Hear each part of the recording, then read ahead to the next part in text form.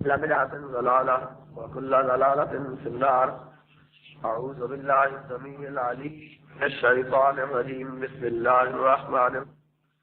فآمنوا بالله ورسوله النبي الأمي الذي يؤمن بالله وكلماته واتبعوه لعلكم تهتدون.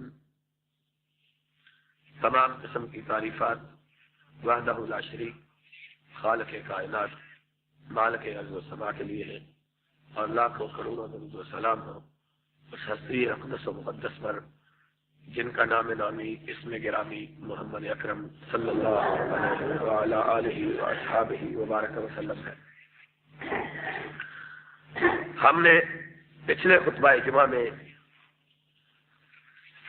دعوت نبی پاک صلی اللہ علیہ وسلم کا تذکرہ کیا تھا، اور یاد رکھیے کہ جس دعوت کا ذکر ہم نے پچھلے خطبہ کے آغاز سے شروع کیا، یہ دعوت صرف حضرت محمد الرسول اللہ صلی اللہ علیہ وسلم کی دعوت نہیں ہے، بلکہ تمام انبیاء اور تمام رسول اللہ کی دعوت وہی دعوت تھی جو امام کائنات علیہ السلام نے کوہ صفا پر کھڑے ہو کر سب سے پہلے دن اللہ کے حکم پر لوگوں کے سامنے پیش کی، اور وہ دعوت توحید کی دعوت تھی۔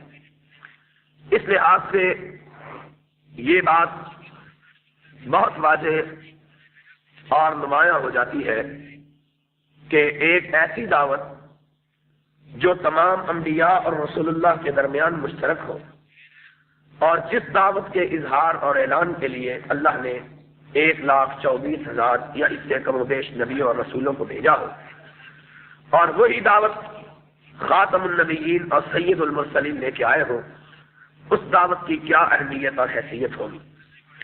آپ جانتے ہیں کہ باپ اپنے بچوں کو اگر کسی چیز کی تلقین کرتا ہے تو اس چیز کی کرتا ہے جس کی اس کی نظر میں کوئی قدر و قیمت ہوتی ہے، اور اگر باپ کسی چیز کو بہت زیادہ دہراتا ہے اور بار بار اس کا تکرار کرتا ہے تو اس سے یہ بات واضح ہوتی ہے کہ اس کی اہمیت باقی چیزوں سے بہت زیادہ ہے۔ اس لیے کہ اگر وہ چیز زیادہ اہمیت اور حیثیت کی حامل نہ ہوتی تو ایک دفعہ ہی اس کا تذکرہ کرنا بہت کافی تھا، لیکن جب کسی بچے کا باپ ایک بات کو بار بار دہراتا، اور صرف خود نہیں دہراتا بلکہ اپنے سارے ملنے والوں سے بھی یہ کہتا ہے کہ تم میرے بچوں کو اس بات کی نصیحت کرنا، تو اس سے یہ اندازہ لگانا مشکل نہیں ہوتا کہ اس کی نظر میں اس چیز کی کتنی زیادہ اہمیت اور کتنی زیادہ قدر و قیمت ہے۔ اللہ رب العزت ہر قسم کی تشبیہات اور مثالوں سے پاک اور منزہ اور ماورا ہے، لیکن مسئلے کو سمجھانے کے لیے یہ بات میں نے آپ کے سامنے رکھی ہے کہ جتنی زیادہ بات اہم ہوتی ہے اتنا ہی زیادہ اس پر زور دیا جاتا ہے اور اس کا تکرار کیا جاتا ہے، اور جتنی چیز کی اہمیت کم ہوتی ہے اتنا ہی سرسری طور پر اس چیز کو ذکر کر دیا جاتا ہے۔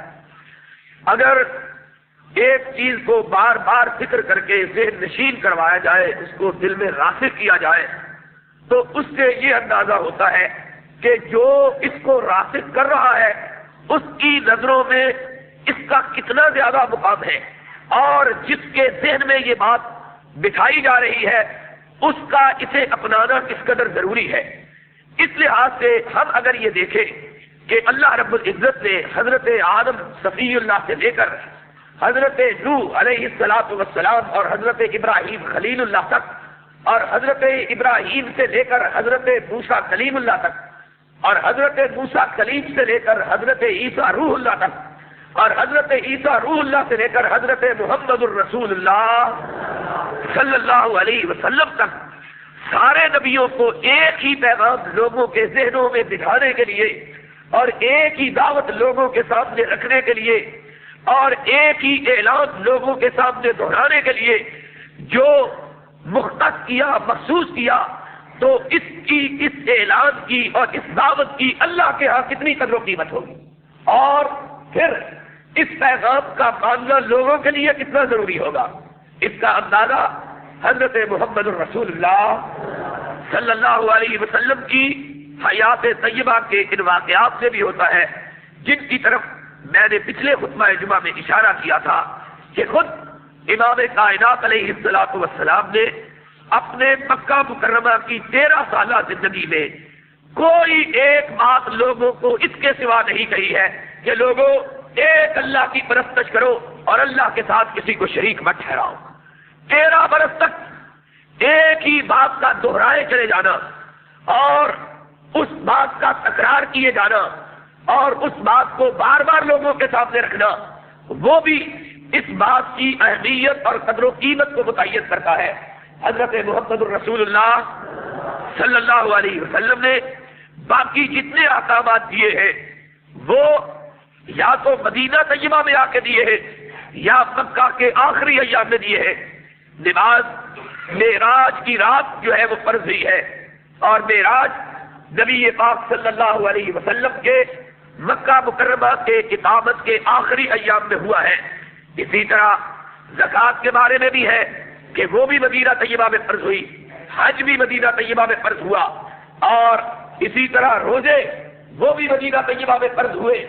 لیکن وہ چیز جس کو بار بار حضرت محمد کریم علیہ الصلوۃ والسلام نے اپنے ساتھیوں سے اور اغیار سے اور اخیار سے اور ابرار سے اور اشرار سے، مکہ کے مشرکوں سے اور دوسری قوموں کے لوگوں سے منوانے کے لیے جد و جہد کی، وہ صرف ایک ہی بات تھی، قولوا لا الہ الا اللہ، لوگوں اللہ کے سوا نفع اور نقصان کا مالک کوئی نہیں ہے۔ اس سے یہ بات مترشح ہوتی ہے کہ جب تک انسان کا عقیدہ توحید کا درست نہ ہو تب تک انسان اللہ کے احکامات کا تابع اور متبع نہیں ہو سکتا۔ کبھی آدمی اللہ کی فرما برداری کر سکتا، اللہ کے احکام کو مان سکتا، اللہ کی تعلیمات پر عمل کر سکتا، اللہ کے اوامر کے مطابق اپنی زندگی کو ڈھال سکتا ہے، جبکہ وہ ساری چیزوں کا مالک ایک اللہ کو سمجھے۔ اگر اس کے ذہن میں یہ بات ہو کہ کچھ چیزیں تو اللہ کی ملکیت میں ہے اور کچھ چیزیں غیر اللہ کی ملکیت میں ہے، تو پھر اس کے دل اور دماغ کے اندر اللہ رب العزت کی اطاعت کا وہ جذبہ پیدا نہیں ہو سکتا جو کہ پیدا ہونا چاہیے۔ اللہ رب العزت نے اپنی حکمرانی، اپنی فرما روائی، اپنی فرما برداری، اپنی تابع داری کا حکم بندوں کو بعد میں بنوایا، اپنی توحید پہلے بنوائی ہے۔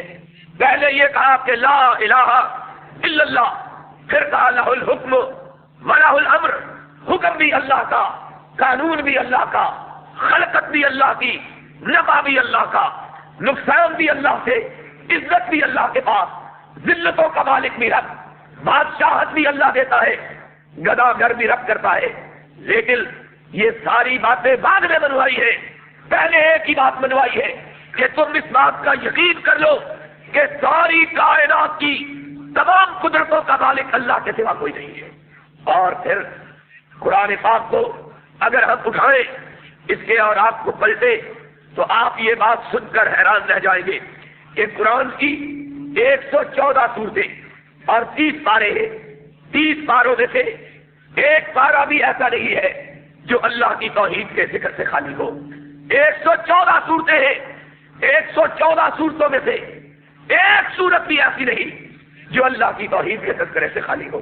قرآن کا آغاز اس بات سے ہوتا ہے الحمدللہ رب العالمین الرحمن الرحیم، اور اسی کے اندر آیا ہے ایاک نعبد و ایاک نستعین، اللہ نہ تیرے سوا جھکنا کسی کے سامنے جائز ہے، نہ تیرے سوا مدد مانگنی کسی سے جائز ہے۔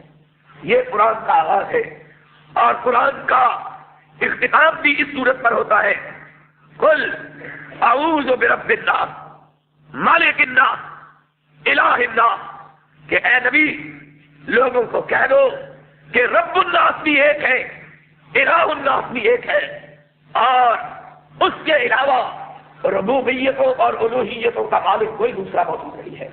تو سارا قرآن، اور یہاں تک میں اگر بات کہہ دوں کہ قرآن پاک کی 114 سورتوں کے ہزاروں رکوع ہیں، ان رکوعوں میں سے ایک رکوع بھی ایسا نہیں ہے جو اللہ کی توحید کے ذکر سے خالی ہو۔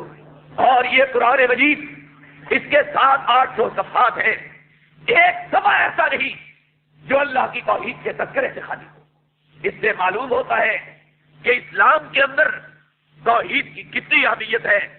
اسی لیے حضرت محمد الرسول اللہ صلی اللہ علیہ وسلم نے اپنے سے پوچھنے والے اپنے ایک شاگرد اور صحابی کو یہ کہا کہ اگر اے میرے ساتھی تجھ پر جبر کیا جائے، تجھ پر ستم ڈھایا جائے، تجھ پر ظلم کیا جائے، تیرے سر پہ تلوار رکھی جائے، تو تجھ کو کہا جائے کہ کلمہ کفر ادا کرو، تو ساتھی جان بچانے کے لیے کلمہ کفر ادا کر لینا۔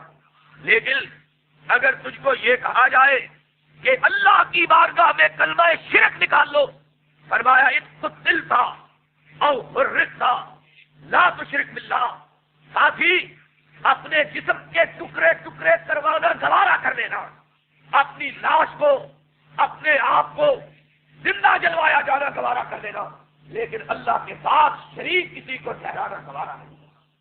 اس سے معلوم ہوتا ہے کہ شرک کتنی بڑی بیماری اور توحید کتنی ضروری اور اہمیت کی چیز ہے کہ جان بچانے کے لیے بھی شرک کا انتخاب نہیں ہو سکتا، اور اپنے مال اور آبرو کی حفاظت کے لیے بھی اللہ کی توحید کو نہیں چھوڑا جا سکتا۔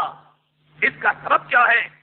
اس کا سبب اللہ رب العزت نے کلام مجید میں 7ویں پارے میں 18 نبیوں کا تذکرہ کرنے کے بعد ارشاد کیا ہے، ابراہیم کا، اسماعیل کا، اسحاق کا، یعقوب کا، یوسف کا، داؤد کا، الیسع کا، ذوالکفل کا، زکریا کا، سب کا تذکرہ کرنے کے بعد کہا لو اشرکوا لحبط عنہم ما كانوا يعملون۔ اگر یہ 18 کے 18 نبی اور 18 کے 18 پیغمبر ان سے بھی اللہ کی بارگاہ میں شرک کا ایک کلمہ نکل جاتا، اللہ ان سے ان کی نبوتوں کو چھین کر ان کے عملوں کو ضائع کر دیتا۔ اور حضرت محمد الرسول اللہ صلی اللہ علیہ وسلم جو سید النبیین ہے، خاتم المرسلین ہے، خواجہ فتح حنین ہے اور سرور کونین ہے، رسول ثقلین ہے، ان کا نام لے کر کہا 24واں پارہ ہے لئن اشرکت لیحبطن عملک ولتکونن من الخاسرین۔ اے میرے پیغمبر حضرت محمد الرسول اللہ صلی اللہ علیہ وسلم، میں نے تجھ کو ساری کائنات کا امام بنایا ہے۔ ایک دن آئے گا کہ ساری کائنات میں بھیجے جانے والے پیغمبر تیرے جھنڈے کے نیچے کھڑے ہو گئے، لیکن اس کے باوجود لئن اشرکت لیحبطن عملک، اگر تجھ سے بھی اللہ کی توحید میں خلل آ جائے، تیرے بھی سارے اعمال ضائع ہو جائیں۔ اس قدر اہمیت ہے توحید اور اس قدر قباحت ہے شرک کی۔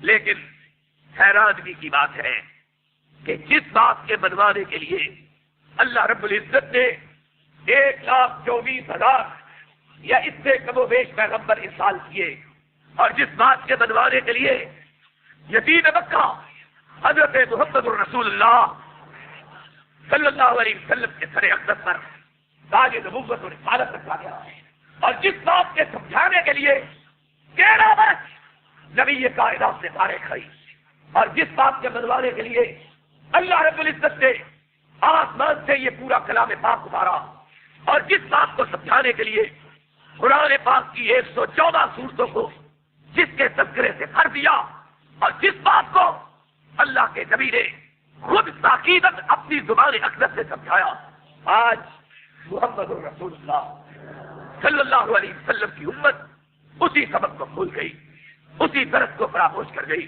آج مسلمانوں کے اندر جس قدر توحید سے غفلت اور شرک سے محبت پائی جاتی ہے، کعبے کا رب گواہ ہے، اس قدر شرک مشرکین مکہ کے اندر بھی موجود نہیں تھا۔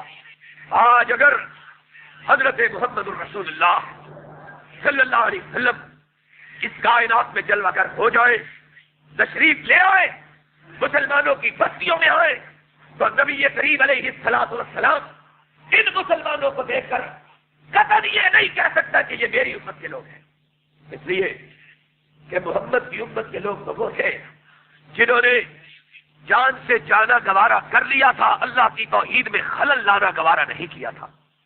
نبی پاک امام کائنات رحمت عالم صلی اللہ علیہ وسلم سے درس توحید لانے و لینے والے لوگ وہ تھے جنہوں نے یہ گوارا کیا کہ تپتے ہوئے دہکتے ہوئے کوئلوں پر ان کو ننگی پشتوں کے ساتھ لٹایا جائے، ننگے جسم ان کو کانٹوں کے اوپر گھسیٹا جائے، ان کی چھاتیوں پر پتھر کی سلے رکھ کر، ان کے پیروں میں رسیاں باندھ کر ان کو پتھروں کے ساتھ چھینا جائے۔ انہوں نے یہ تو گوارا کر لیا کہ ان کے ہاتھوں میں اور پیروں میں دیکھیں گاڑی جائے، لیکن انہوں نے کبھی یہ گوارا نہ کیا تھا کہ اللہ کے ساتھ کسی دوسرے کو شریک کیا جائے۔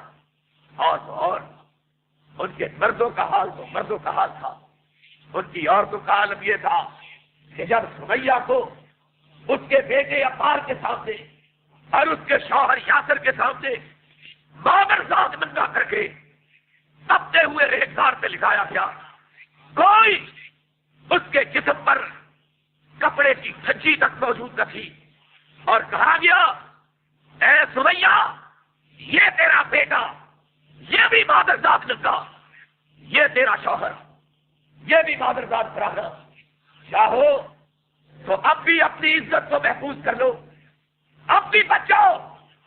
اللہ کو ایک ماننے والی سمیہ نے کیا جواب دیا؟ کہا آج کی رسوائی کا کوئی ڈر نہیں، اگر اللہ مجھے قیامت کے دن کی رسوائی سے بچا لے۔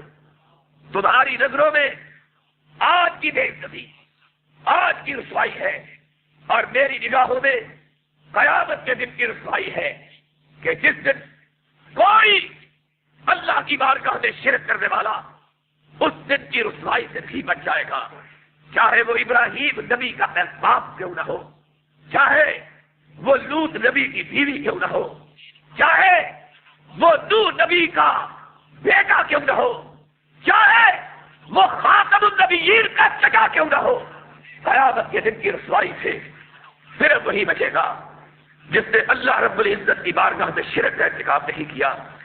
ظالموں کو غصہ آیا، تینوں ماں بیٹے شوہر کو مادر ذات فراہم کر کے مکہ کی گلیوں میں اور پتھروں کے نوکیلے نوکوں کے اوپر خنجروں کی طرح بنے ہوئے پتھروں پر گھسیٹا گیا اور کہا گیا یہ وہ لوگ ہیں جو ہمارے بزرگوں کو نہیں مانتے، جو ہمارے بڑوں کی توہین کرتے ہیں، جو ہمارے اللہ کے ہاں پہنچے ہوئے لوگوں کو خدائی کے اختیارات کا مالک نہیں سمجھتے ہیں۔ اور سمیہ اور یاسر اور عمار ان حالات میں تڑپتے ہیں، مجلتے ہیں، زخموں سے جسم بھر جاتے ہیں اور ہڈیاں ٹوٹ جاتی ہیں، لیکن نگاہ آسمان کی طرف کے اٹھا کے کہتے ہیں اللہ یہ سب کچھ گوارا ہے، تیری توحید میں خلل ڈالنا گوارا نہیں ہے۔ حضرت محمد رسول اللہ صلی اللہ علیہ وسلم کو خبر دی جاتی ہے، امام کائنات اپنے گھر سے تشریف لاتے ہیں، دیکھتے ہیں کہ عمار اور یاسر اور سمیہ کو مار مار کے، ان کے ہاتھ پاؤں باندھ کے، ان کو مکے کی گلیوں میں گھسیٹ کے، پتھروں سے ان کا جسم چھیل کے ان کو تپتی ہوئی ریت میں پھینک دیا گیا ہے، ان کی قبریں اس تپتی ہوئی ریت سے جل گئی ہے۔ محمد کریم ان کو دیکھتے ہیں، آنکھوں سے آنسو ٹپک پڑتے ہیں۔ عمار نے دیکھا، یاسر نے دیکھا، سمیہ نے دیکھا کہ کونین کا تاجدار ان کے سروں پہ کھڑا ہے۔ محمد رسول اللہ صلی اللہ علیہ وسلم کی طرف نگاہ اٹھائی، آنکھوں سے آنسو نکل آئے، آپ نے ہاتھ اٹھایا، آپ نے فرمایا صبرن علی یاسر موعدکم الجنہ، اور اللہ کی توحید کے لیے پٹنے والے خاندان کے لوگوں صبر کرو۔ ابھی جبریل مجھ کو آ کے کہہ گیا ہے کہ اے دنیا میں اپنے آپ کو اللہ کی توحید کے لیے جلا دینے والوں، اللہ نے جنت میں تمہارے لیے محلات تیار کر دیے ہیں۔ صبر علی یاسر موعدکم الجنہ۔ محمد رسول اللہ صلی اللہ علیہ وسلم انہیں خوشخبری دے کے جاتے ہیں، حوصلہ بڑھتا ہے، ہمت میں اضافہ ہوتا ہے، نئی طاقت اور توانائی اپنے جسم میں محسوس کرتے ہیں. پھر مارنے والے جو تھک ہار کے گھروں میں آرام کے لیے گئے تھے واپس آتے ہیں, کیا دیکھتے ہیں کہ وہ تو مار مار کے تھک چکے ہیں, لیکن مار کھانے والوں کے اندر کوئی تھکاوٹ کے آثار پیدا نہیں ہوئے. ان کے جسم ٹوٹ چکے ہیں لیکن ان کے دل سلامت ہے, ان کے اعصاب, ان کی ہڈیاں چٹک چکی ہے لیکن ان کے حوصلے سلامت ہیں. غصہ آیا اور سب سے پہلے بوڑھی سمیہ کو اٹھایا گیا. یہ اللہ کی راہ میں, اللہ کی توحید کے لیے, خدا کے ساتھ کسی کو شریک نہ ٹھہرانے کے لیے امت اسلام کی سب سے پہلی شہید عورت ہے. کائنات کے اندر محمد الرسول اللہ صلی اللہ علیہ وسلم کی امت میں سے سب سے پہلے توحید کے لیے جس نے اپنے خون کو بہایا, اپنے آپ کو قربانی کے لیے پیش کیا, وہ مرد نہیں تھا, عورت تھی. اور آج بدقسمتی کی بات یہ ہے کہ مسلمانوں کی عورتوں نے ہی سب سے زیادہ اپنے گھروں کو شرک کا گہوارہ بنا رکھا ہے. سب سے زیادہ شرک اگر گھروں کے اندر ہمارے اندر آیا ہے تو عورتوں کی وجہ سے آیا ہے. اور ان عورتوں کو معلوم نہیں ہے کہ وہ بھی عورت ہی تھی جس نے اسلام کی ساری تاریخ میں سب سے پہلے اللہ کی توحید کے لیے اپنی جان کا نذرانہ پیش کیا تھا. ابو جہل اس کے ساتھی ڈب لے کر سستا کے واپس آئے. عمار, یاسر اور سمیہ کو دیکھا کہ ان کے جسم تپتے ہوئے ریگ دار نے جھلسا کے رکھ دیے ہیں اور جگہ جگہ قبر پھٹ گئی ہے, اس سے چربی پگھل پگھل کے جسم کے اوپر کھریٹ بن گئے ہیں, زخم جو ہے ان پہ کھراٹ آ گئی ہے. اٹھایا, کہا بتلاؤ کیا فیصلہ کیا ہے. سب سے پہلے وہ بڑھیا جواب دیتی ہے, کہتی ہے اے ابو جہل فیصلہ تو نے کرنا ہے. کہا میں نے؟ کہا ہاں. کہا کیا میں نے فیصلہ کرنا ہے؟ کہا تو نے یہ فیصلہ کرنا ہے کہ اللہ کی توحید پر اللہ کے بندوں کو عذاب دے کے تو نے اپنی عاقبت کو کتنا خراب کرنا ہے. یاد رکھو, ہمارا عذاب گھڑیوں کا عذاب ہے, ہماری تکلیف لمحوں کی تکلیف ہے, ہماری مصیبت دنوں کی مصیبت ہے, لیکن تجھ کو اللہ اس کے بدلے میں جس کٹھنائی میں مبتلا کرے گا, جس مصیبت میں تجھ کو مبتلا کرے گا, جس عذاب میں تجھ کو مبتلا کرے گا, وہ نہ دنوں میں ختم ہوگا, نہ مہینوں میں, نہ سالوں میں ختم ہوگا, نہ صدیوں میں. غصہ آیا, کہنے لگا دیکھو یہ بڑھیا بہت بڑھ بڑھ کے باتیں کرتی ہے, پکڑو, اٹھاؤ. ننگی سمیہ کو اٹھایا گیا. کہا 2 اونٹ لاؤ. 2 اونٹ لائے گئے. کہا ایک کا رخ مشرق کی طرف کرو, ایک کا مغرب کی طرف کرو. دونوں اونٹ جوڑ کر اکٹھے کھڑے کیے گئے, ایک کا رخ مشرق کی طرف, ایک کا مغرب کی طرف. کہا سمیہ کو اس دونوں اونٹوں پر باندھو, ایک ٹانگ ایک اونٹ کے ساتھ باندھو, دوسری ٹانگ دوسری اونٹ کے ساتھ باندھو. سمیہ کی دونوں ٹانگیں 2 اونٹوں سے باندھی گئی. ابھی سے پاس میں آیا ہے ابو جہل اور اس کے ساتھی اس اللہ کی توحید کی متوالی کا اور اللہ کی توحید کا امتحان لینے کے لیے آگے بڑھے. کہہ لگے بتلاؤ جانتی ہو اب کیا ہونے والا ہے؟ سمیہ نے اپنی آنکھوں کو بند کیا اور اللہ نے اس کے لیے جنت کے پردے اٹھا دیے. اس نے جواب دیا ہاں میں جانتی ہوں کہ تم کیا کرنے والے ہو. کہا اب بھی وقت ہے, پلٹ آؤ, موقع ہے, باز آ جاؤ, فرصت ہے, توحید کو چھوڑ دو. اس نے کیا جواب دیا؟ اس نے کہا لوگو تم نے توحید کی قدر و قیمت جانی ہی نہیں ہے. یہ وہ عقیدہ ہے جس کے لیے اللہ نے 1 لاکھ سے زیادہ نبیوں کو بھیجا, اور یہ وہ عقیدہ ہے جسے آمنہ کے لال نے ہم کو عطا کیا.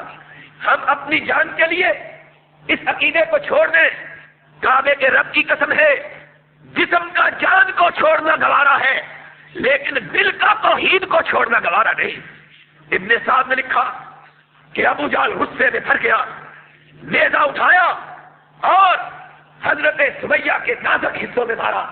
شرمگاہ میں کچوکے لگائے، سمیہ کی زبان سے چیخیں نکلی اور کہا اللہ احد، اللہ اس آخری وقت میں تو گواہ رہنا کہ جب میرا آخری وقت تھا تب بھی میری زبان سے تیری توحید کے سوا کوئی اور بات نہیں نکل رہی تھی۔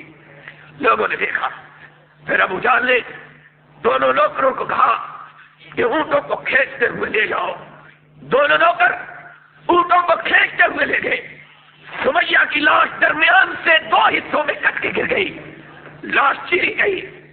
محمد رسول اللہ صلی اللہ علیہ وسلم کو پتا چلا، حضور بھاگے ہوئے تشریف لائے، دیکھا سمیہ کی لاش درمیان سے 2 حصوں میں کٹ چکی ہے، لیکن دیکھنے والوں نے یہ بھی دیکھا کہ اتنی تکلیفوں، اتنی اذیتوں اور اتنے دکھوں میں مبتلا ہو جانے کے باوجود سمیہ کے لبوں پہ مسکراہٹ دوڑ رہی ہے۔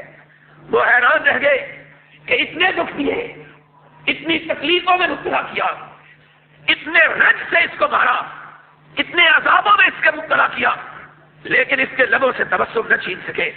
ان کو کیا پتا تھا کہ اس کے لبوں سے تبسم کون چھینے جس کو دنیا سے رخصتی سے پہلے اللہ نے جنت کی بشارت ادا کر دی ہو، کہ اس کے رب نے کہا تھا ان الذین قالوا ربنا اللہ ثم استقاموا تتنزل علیہم الملائکۃ الا تخافوا ولا تحزنوا وابشروا بالجنۃ التي كنتم توعدون نحن اولیاؤکم فی الحیاۃ الدنیا وفی الآخرہ ولکم فیہا ما تشتہی انفسکم ولکم فیہا ما تدعون نزلا من غفور الرحیم۔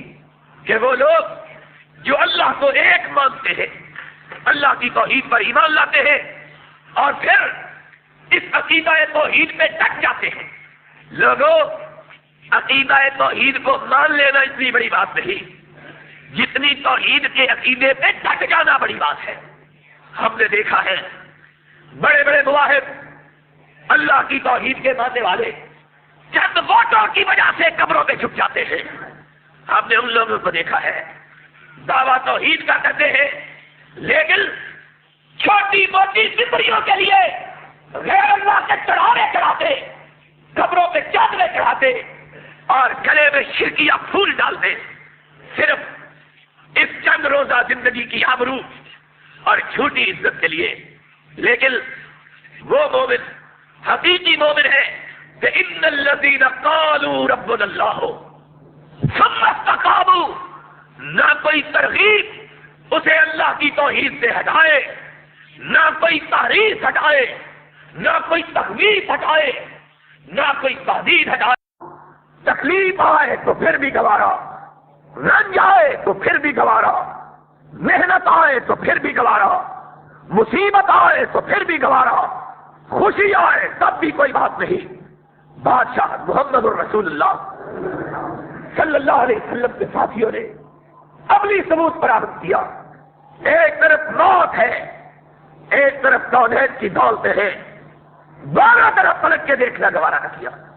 محمد الرسول اللہ صلی اللہ علیہ وسلم کا ایک ساتھی روٹھے نبی کائنات، اس سے غلطی ہو گئی، رام کے بادشاہ نے پیغام بھیجا، آ جاؤ مدینے کی ٹوٹی ٹوٹی بستی میں تمہارے لیے کیا رکھا ہے، اس جگہ تمہیں کیا ملے گا، میرے پاس آؤ، میں تمہیں اپنی وسیع و عریض سلطنت کے کسی ملک کا بادشاہ بناتا ہوں اور کسی شاہی خاندان کی بیٹی سے تمہارا نکاح کرتا ہوں، پلٹ آؤ۔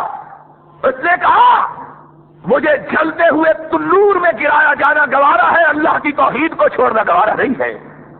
یہ کیا دولت، یہ کیا دنیا۔ اور محمد الرسول اللہ صلی اللہ علیہ وسلم کے صحابی کو کھڑا کیا گیا، پیروں میں میخیں گاڑی گئی، ہاتھوں میں کیل گاڑے گئے، نیزہ سینے پہ رکھا گیا، کہا اب بھی پلٹ آؤ۔ کہا تم پلٹنے کی بات کرتے ہو، میں تو تمہارے وار کا منتظر ہوں کہ جلدی سے سینے کی دباؤ میں، سینے کے اوپر رکھے ہوئے نیزوں کے دباؤ میں زور ڈالو تاکہ یہ نیزہ سینے سے پار ہو جائے۔ دیکھنے والے نے دیکھا، کہا خبیب تم کو کیا ہے؟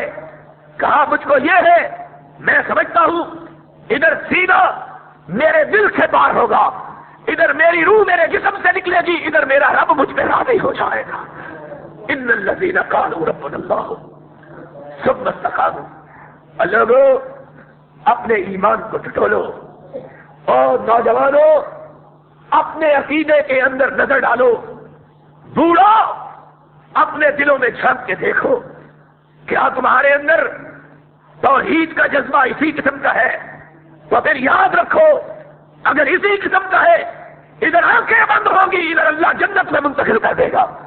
اور اگر یہ توحید کا عقیدہ اس طرح کا ہے کہ اگر آفت نہ آئے، اگر مشکل نہ پڑے، اگر مصیبت نہ ہو، اگر کسی کٹھنائی سے نہ گزرنا پڑے، تب تو ٹھیک ہے، اور اگر کوئی سودا نہ ہو جائے، اگر استقبال نہ مل جائے، اگر اس کے لیے منفعت حاصل نہ ہو جائے، تب تو ٹھیک ہے، مگر نہ اگر کچھ مل جائے تب بھی قدم پھسل جائے، اگر کوئی آ جائے تب بھی دل دہل جائے، تو جان لو پھر یہ عقیدہ ایسا عقیدہ نہیں ہے جو تمہیں جہنم سے بچا کے جنت عطا کرا دے۔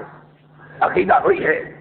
آج ہمارے گرد و پیش میں شرک کی فیکٹریاں لگی ہوئی ہیں، آج گھر گھر کے سامنے شرک کے کارخانے لگے ہوئے ہیں۔ خدا کی قسم ہے، میں سوچتا ہوں تو مجھے حضرت محمد الرسول اللہ صلی اللہ علیہ وسلم کا فرمان یاد آتا ہے۔ آپ نے ارشاد کیا تھا، ایک دن آئے گا کہ میرے دین پر عمل کرنا کل قابض علی الجمرہ اتنا مشکل ہوگا جس طرح ہاتھ میں انگارہ لے کر چلنا مشکل ہوتا ہے۔ میں سمجھتا ہوں آج کا دور وہی دور ہے کہ آج توحید خالص کو ماننا، اپنے عقیدے کو درست رکھنا، اللہ کی شان میں کسی قسم کی کوئی گستاخی کا ارتکاب نہ کرنا، اور اس سے بڑی اللہ کی گستاخی کیا ہے؟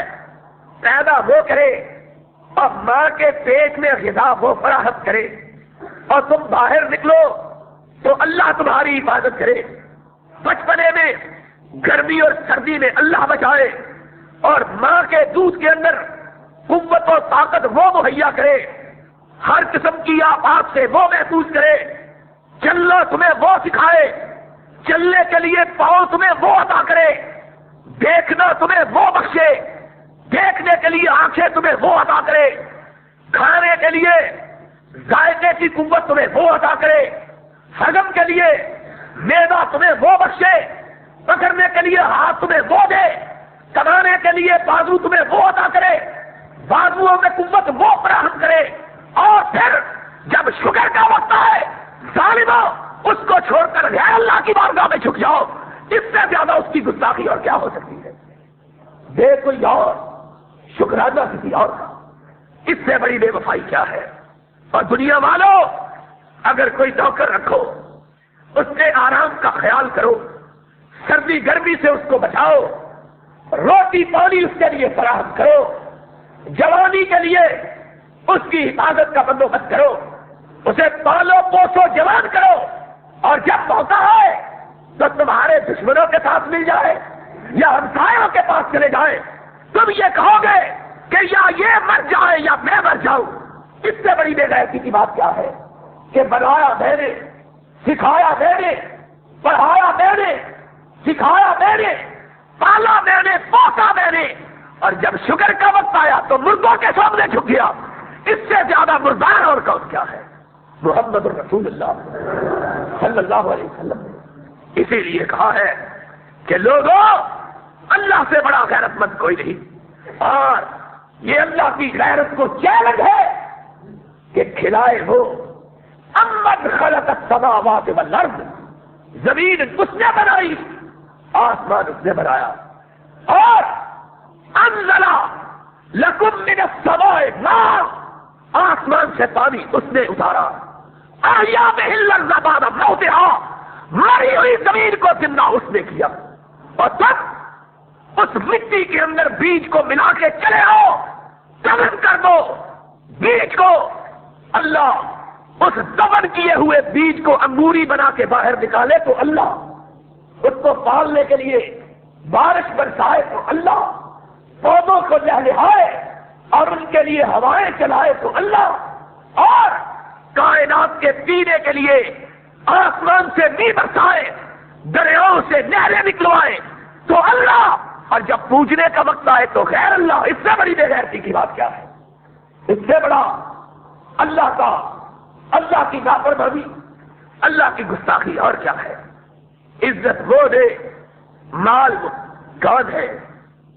قرآن امن یجیب المضطر اذا دعاہ ویکشف السوء ویجعلکم خلفاء الارض، اور ظالموں، اگر اللہ چاہے تو رات ہی رات کر دے، کوئی کائنات کی طاقت دن کا سورج طلوع نہیں کر سکتی۔ کون ہے جو رات کے اندھیروں سے تمہیں نکال کر تمہارے لیے سورج چڑھائے، تمہارے کاروبار کے لیے تمہارے راستے روشن کرے؟ وہ اللہ۔ اور کون ہے جو تمہارے کھانے کے لیے اس مری ہوئی زمین کو زندہ کر کے اس سے پھل نکلوائے؟ وہ اللہ۔ وہ کون ہے جو تمہاری سواریوں کے لیے جانور پیدا کرے؟ وہ اللہ۔ کون ہے جو گوبر، قرآن کے الفاظ سنو، قرآن اللہ کا فرمان 14واں پارہ ہے، کہا وہ کون ہے جو گوبر اور پیشاب کے درمیان سے لبناً خالصاً سائغاً للشاربین، وہ کون ہے کہ گوبر اور پیشاب کے درمیان سے ایسا خالص دودھ نکالتا ہے کہ جب انسان پیتا ہے تو اس کی رگوں سے اللہ کا شکریہ ادا نکلتا ہے؟ کون ہے یہ دودھ؟